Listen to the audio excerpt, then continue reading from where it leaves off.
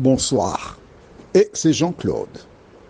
Je profite pour remercier Monique d'avoir assuré l'intérim pendant ces quelques jours. Sauf surprise de dernière minute, nous aurons à nouveau, très bientôt, Claudine. Alors tu as compris que je ne vais pas chanter, mais rassure-toi, Clo-Clo chantera. Nous verrons aujourd'hui ta confiance. Juste avant, prions. Notre Seigneur et notre Dieu, notre monde ressemble à un homme ivre qui titube. Mais nous savons que tu contrôles la situation. Alors que des gens ne savaient qui se tourner, merci de nous aider à demeurer dans la parole. Que le Saint-Esprit nous accompagne, nous t'en prions, au nom de Jésus et pour ta gloire éternelle. Amen. Prenons le livre de Psaume chapitre 37. Psaume chapitre 37. Au-dessus du chiffre 37, tu vois écrit « Confiance en l'Éternel ». Lisons, de David. « Ne t'irrite pas contre les méchants. N'envie pas ceux qui font le mal, car ils sont fauchés aussi vite que l'herbe, et ils se flétrissent comme le gazon vert. Confie-toi en l'Éternel et pratique le bien. Et le pays pour demeure et la fidélité pour pâture. Fais de l'Éternel tes délices, et il te donnera ce que ton cœur désire. Recommande ton sort à l'Éternel. Mets en lui ta confiance.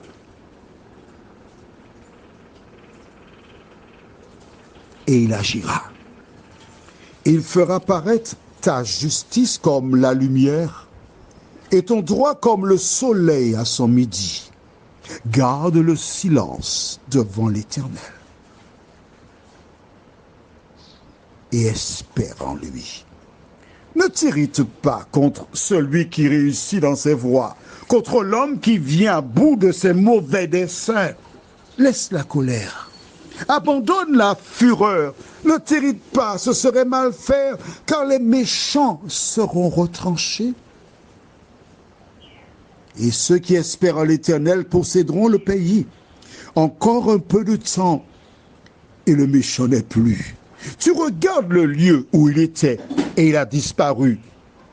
Les misérables possèdent le pays, et ils jouissent abondamment de la paix. Le méchant forme des projets contre le juste, et il grince des dents contre lui. Le Seigneur se rit du méchant, car il voit que son jour arrive. Les méchants tirent le glaive, ils bonnent leur harpe pour faire tomber le malheureux, l'indigent, pour égorger ceux dont la voie est droite.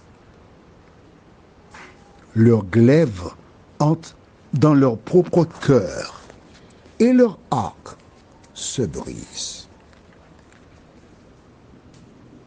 Mieux vaut le peu du juste que l'abondance de beaucoup de méchants, car les bras des méchants seront brisés, mais l'Éternel soutient les justes.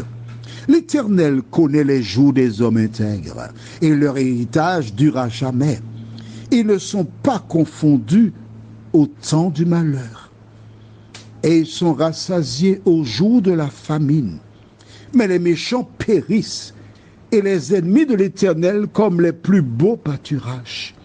Ils s'évanouissent en fumée. Le méchant emprunte, et il ne rend pas. Le juste est compatissant, et il donne. Car ceux que bénit l'Éternel possèdent le pays, et ceux qu'il maudit sont retranchés. L'Éternel affermit les pas de l'homme, et il prend plaisir à sa voie. S'il tombe, il n'est pas terrassé, car l'Éternel lui prend la main. J'ai été jeune, j'ai vieilli, et je n'ai point vu le juste abandonné, ni sa postérité mendiant son pain. Toujours il est compatissant, et il prête, et sa postérité est bénie. Détourne-toi du mal. Fais le bien, et possède à jamais ta demeure, car l'Éternel aime la justice, et il n'abandonne pas ses fidèles. Ils sont toujours sous sa garde, mais la postérité des méchants est retranchée. Les justes posséderont le pays, et ils y demeureront à jamais. La bouche du juste annonce la sagesse, et sa langue proclame la justice. La loi de son Dieu est dans son cœur, ses pas ne chancellent point. Le méchant épie le juste, et il cherche à le faire mourir. L'Éternel ne le laisse pas entre ses mains, et il ne le condamne pas quand il est en jugement. Espère en l'Éternel, garde sa voie, et il t'élèvera pour que tu possèdes le pays. Tu verras les méchants retranchés. J'ai vu le méchant dans toute sa puissance. Il s'étendait comme un arbre verdoyant. Il a passé, et voici, il n'est plus. Je le cherche, et il ne se trouve plus. Observe celui qui est intègre, et regarde celui qui est droit, car il y a une postérité pour l'homme de paix. Mais les rebelles sont tous supprimés. La postérité des méchants est retranchée. Le salut des justes vient de l'Éternel. Il est leur protecteur au temps de la détresse. L'Éternel les secourt et les délivre. Il les délivre des méchants et les sauve, parce qu'ils cherchent en lui leur refuge. Le psaume 37 est très beau.